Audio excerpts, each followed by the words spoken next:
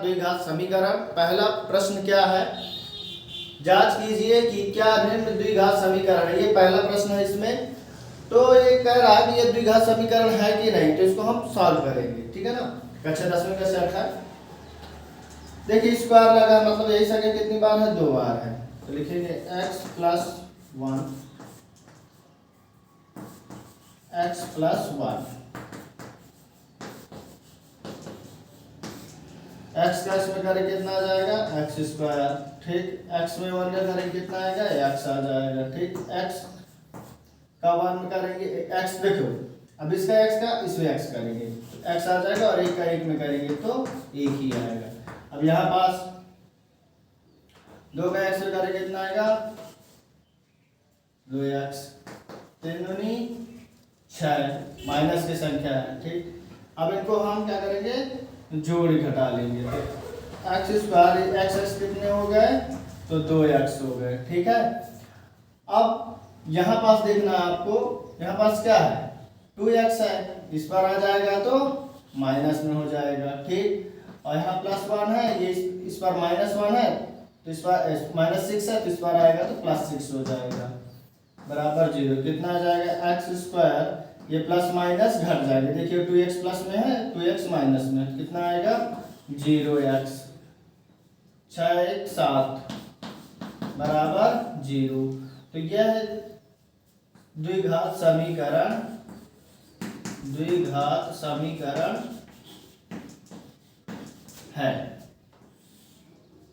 ठीक है, सबसे पहले जो ब्रैकेट रखा उसको 2 बार निकाल लेंगे, क्योंकि स्क्वायर का मतलब वही संख्या का 2 बार निकाल दिए, फिर गुणा कर दिए, और जो x वाली संख्या x के साथ घटा जोड़ेंगे। ये ध्यान रखना है आपको, स्क्वायर वाली स्क्वायर के साथ जोड़ना, घटाना जो स्क्वायर वाली नहीं है तो उसके साथ। जैसे देखिए यहाँ पास घातांक नहीं जुड़ी, घातांक नहीं है तो घातांक नहीं वाली को हम जोड़ेंगे, क्योंकि यहाँ पास कितना कोई भी संख्या हो, अगर जो ऊपर x y z उसे पावर कुछ नहीं हो तो इसका 1 मान दिए। ठीक है ना, तो हम सामने सामने उसको घटा जोड़ दिए, 1 प्लस और 1 माइनस, तो 0x आ गया, और उस तरफ माइनस था, इस पर आ गया तो प्लस हो गया, तो कितना हो गया, 7x।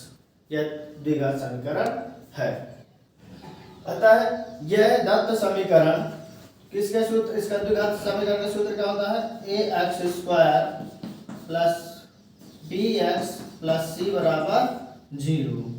ठीक, जिसका वास्तविक संख्या कौन से, a b और c, एक वास्तविक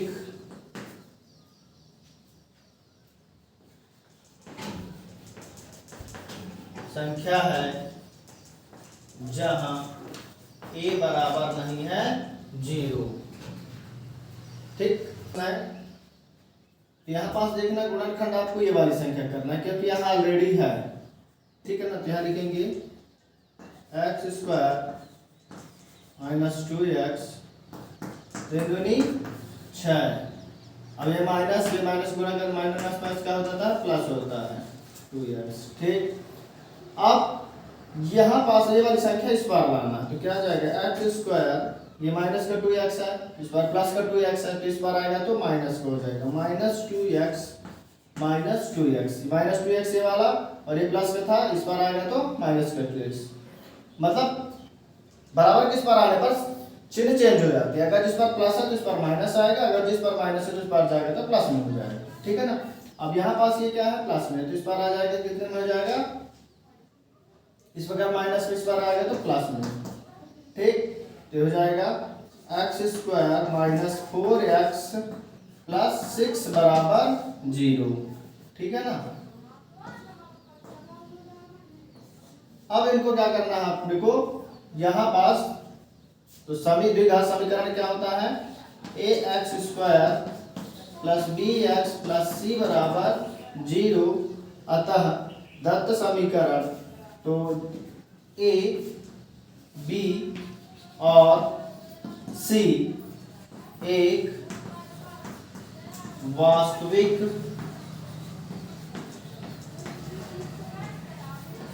संख्या है। ठीक है, वास्तविक संख्या है जहां a बराबर नहीं है 0। तो दत्त समीकरण एक द्विघात समीकरण है। ठीक है ना, तो इस तरह सॉल्व किया जाता है। अब तीसरा प्रश्न हल करते हैं।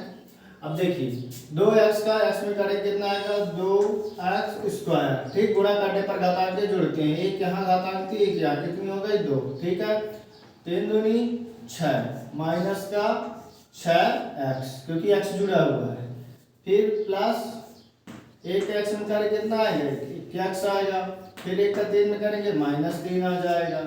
ऐसे ही यहाँ पास x के x में करेंगे तो x²। ठीक, फिर यहाँ प्लस का है और इसमें करेंगे तो प्लस 5x है।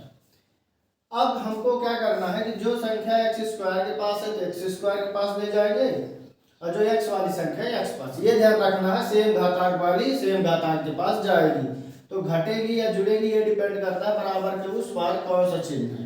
चलिए स्टार्ट कर, जैसे यहाँ पास लिखा है 2x², यह भी प्लस का है ये भी प्लस का, जब ये बराबर किस पार आएगा तो माइनस में हो जाएगा, कितना आ जाएगा x²। यहाँ -6x है और ये प्लस का x है। ठीक है ना, अब इसी तरह लिखिए। अब यहाँ भी है ये माइनस है, इस तरफ आ जाएगा तो -5x।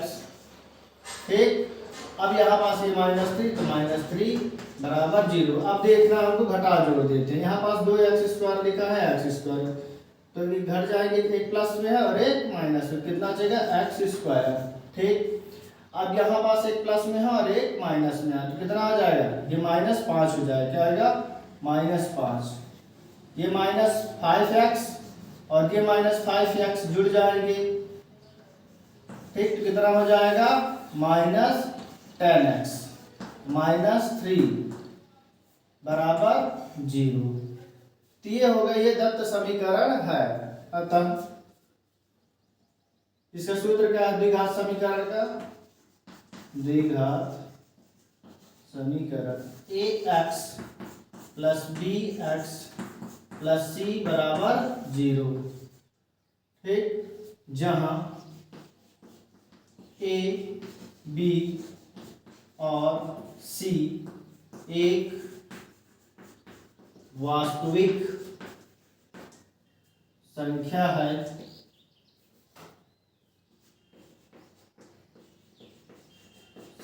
है जहां a बराबर नहीं है 0। ठीक, अतः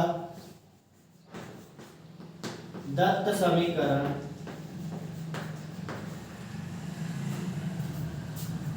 द्विघात समीकरण है। समीकरण क्यों द्विघात? क्योंकि पावर कितनी जुड़ी हुई है 2 है, घात कितनी है 2 है ना, तो इसलिए द्विघात समीकरण है। गुणनखंड विधि से निम्न द्विघात समीकरण को मूल्य ज्ञात करना। क्या करना है आपको? मूल्य ज्ञात करना। तो प्रश्न क्या दिया x² - 3x - 10 बराबर 0। तो सबसे पहले इस तरह क्वेश्चन में क्या करना है आपको, यहाँ पास क्या करें इन संख्याओं में हम और कौन सी संख्या लिखें कि घटाने पर आपको क्या मिल जाए -3x और गुणा करने पर -10। तो वह संख्या क्या हो सकती है 5 और 2 हो सकती है। ठीक है, वो कैसे? क्योंकि देखो 5 को 2 में गुणे करेंगे 10 आएगा, अब 5 में हम 2 घटाएंगे तो -3 आ जाएगा। तो बड़ी संख्या का चिन्ह हमेशा माइनस में रहेगा, ये ध्यान रखना है क्योंकि बड़ी संख्या ये आ रहा है। जैसे क्या हो सकता है x² - 5x प्लस 2x और यहाँ कितना है -10 बराबर 0। अब मैंने +2 क्यों लिखा? क्योंकि देखिए इसमें -3x है, 2x घटा देंगे कितना बचेगा -3x बचेगा जो कि प्रश्न में है।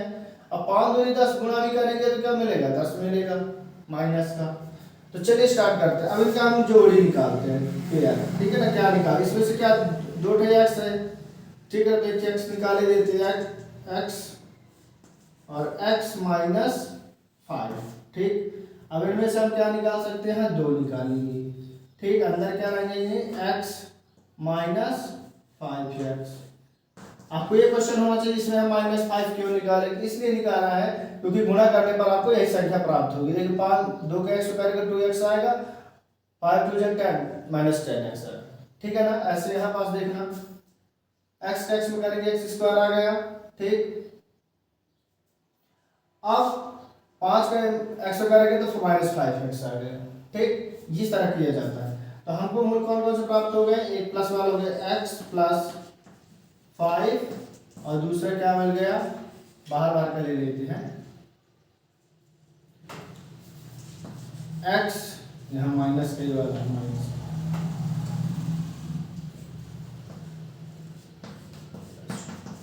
जीरो। अब इनके मूल्य क्या निकालना है, इसके मूल्य निकलेंगे x - 5 का मूल्य क्या होगा, इसका मूल्य होगा x बराबर कुछ पार जाएगा तो प्लस में हो जाएगा, और इसका हो जाएगा x + 2 का मूल्य हो जाएगा x बराबर कुछ पार जाएगा तो -2।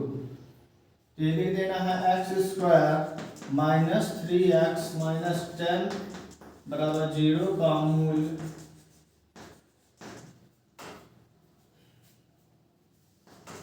5 - 2 है। ये हो गया आपका आंसर। इस तरह सॉल्व किया जाता है। ये प्रश्न क्रमांक दूसरे का पहला क्वेश्चन था। अब दूसरे का दूसरा करते हैं। क्या लिखा, 2x² + x - 6 बराबर 0, ठीक है। हमको क्या ऐसी संख्या लिखे कि हमको घटाने पर क्या मिले, x मिले, और गुणा करने पर -6 मिले। तो वही संख्या हो सकती है। पहले हम ऐसी संख्या घटाने वाली संख्या लेंगे 4 और 3। 4x में 3x घटाएंगे तो कितना बचेगा, 1x बचेगा, तो वह संख्या हो जाएगी हमारी। तो लिखेंगे 2x² + 4x - 3x - 6 बराबर 0। अब इससे हम जोड़ी निकाल लेते हैं। तो इन्हें जोड़ी निकाल के क्या आ जाएगा, यहाँ से निकालेंगे तो हम 2x x +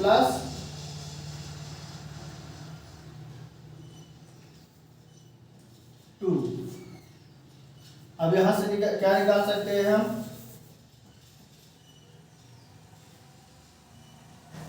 3x + 2 बराबर 0। देखना 3 का x में करेंगे तो 3x आएगा, 3 दूनी 6, x उसमें करेंगे 2x², तो दूनी 4, ठीक है। इसको यहाँ लिख देते हैं।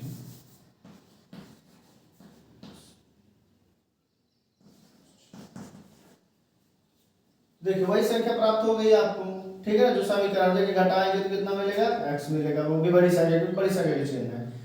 3x 3 दूनी 6। तो हमारे मूल्य कौन कौन से हो गए, हमारे पास मूल्य मिल गए 2x - 3, और एक बाहर का अंदर को एक +2 को है तो इसको ले लेते हैं, x + 2 बराबर 0। तो देखिएगा इसका मूल्य निकालना है तो गुणा का क्या हो जाता है, भाग। तो क्या हो जाएगा अपने पास, x बराबर -3/2, और इसका हो जाएगा x + 2 बराबर उस पर जाएगा x बराबर -2। ये माइनस का उस पर सॉरी प्लस हो जाएगा और वो माइनस का हो जाएगा। तो हमारे पास मूल्य क्या मिल गए, x बराबर 3/2 और x बराबर -2। तो दत्त समीकरण के मूल है, दत्त समीकरण के मूल है x बराबर 3/2 और x बराबर -2। यह हुआ आंसर। तीसरा, निम्न द्विघात समीकरणों के मूलों की प्रकृति ज्ञात कीजिए। यदि मूलक हो तो उन्हें ज्ञात कीजिए। तो प्रश्न क्या है, 2x² - 3x + 5 बराबर 0। तो इसका क्या निकालेंगे हम, विविक्त कार्य निकालेंगे। तो विविक्त कार्य सूत्र क्या होता है, विविक्त कार्य का सूत्र होता है बी स्क्वायर माइनस 4ac। ठीक है, तो यहाँ ए की वैल्यू क्या हो जाएगी, ए की वैल्यू 2, बी की वैल्यू -3 और सी की वैल्यू 5 है। इनका मान रख देते हैं। बी का मान क्या है, -3 है, तो -3 का स्क्वायर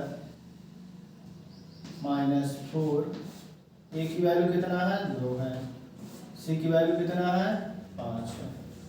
ठीक है, अब इनका मान कर दिए,